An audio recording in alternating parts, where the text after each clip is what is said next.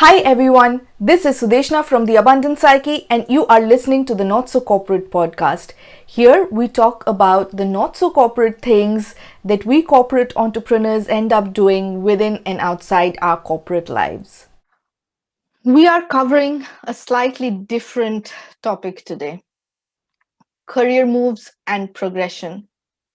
Now, most of us, when we think about career change, instinctively we think about career progression. And that's great, except career progression and career development are completely different things. Both could meet at some point, but actually, when you are looking at career progression, you are saying, today I'm the sales manager of company A, tomorrow I want to be the senior sales manager, and day after I want to be the head of sales. Whereas when you think about career development, you think about the end first. You think about the life of no regrets. You think about, where do I want to see myself when I am 70 or 80 or whatever you put as your life expectancy. And how do I want to be retiring? And if your answer is different to the head of sales of North America, you have to do something else if you are in a sales role. Career development is starting with the end in mind. Where do you see yourself when you are 70 or at retirement or whatever life expectancy you put on your financial calculation sheet? If your answer is anything different to, say, for example, the head of sales for North America, when you are already a sales manager, then you need to approach this slightly differently. So, for example, if your ambition is to become the CEO of a Fortune 500 company, or the CEO of a startup, or the CEO of your own venture, or an event person running multiple events across the world, your career path needs to look very different to just career progression. And most people, I'll tell you, haven't even thought about this. Most people think that I just need to progress, progress, progress. And then suddenly there comes a point you cannot progress beyond that level. So, for example, for me right now, I head a data science team, but I have also picked up the strategy role. But there's only so much I can grow in data science. I have to think of, where is it that I want to be taking my career in the next 10 years, 15 years, 20 years, and at retirement. And that is how I want you to approach your career as well. What is the goal that you are looking to achieve? Where is it that you want to take your career? And all of that good work that you have done in the first bit of the course will help you in actually figuring out, where is it that you are headed.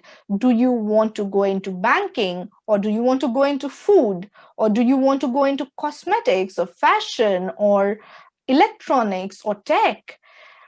Do you want to be an operations person, or do you want to be a marketing person? Or do you want to be the tech person?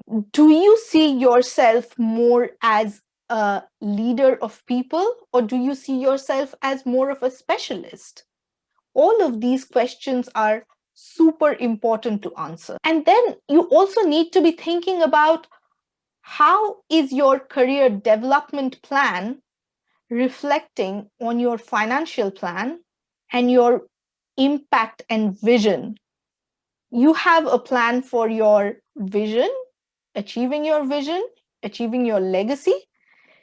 Is your career plan supporting that? Is your career development going to support your plan for getting you to your vision and your legacy? Or is it just progression that you are thinking about, and actually you had no idea that you could be something else other than a financial analyst? There are things out there that you can do without just being a financial analyst. You could say that I want to become the CFO, but is it that you want to be? Or do you want to be the chief marketing officer? Or do you want to be the CEO? Because a CFO and a CEO have very similar yet very different strengths. And you have to be cognizant of what are the strengths that you are bringing to the table? And I go back to your strengths and your skills. So you see why developing all of this in a very mindful approach is so critical. It is absolutely critical that you take out time to think through these things. So think again. Are you thinking about career development or career progression? If you are thinking of career development, you will sometimes find that even if you took a sideways step, a lateral move into another role, which is paying you probably the same or maybe even lesser than your current role, actually in 2 years' time, you will skyrocket that salary that you could have achieved in your current role. So, for example, a classic example is if you are a financial analyst, your compensation generally is dictated by what accounting professionals earn. If you took a sidestep into being the strategic person, strategic finance, commercial finance, suddenly you are bringing in a whole lot of insight and strategic thinking into that role. And that can skyrocket your career in the next couple of years. So think about it from a very holistic perspective of where is it that you want to be? Why do you want to be there? How does it impact your finances? How does it impact your vision and legacy? And if you have any questions, drop me a note. Was this helpful? Let me know. If this was helpful, share it out, like, share, subscribe, comment, do whatever you have to do.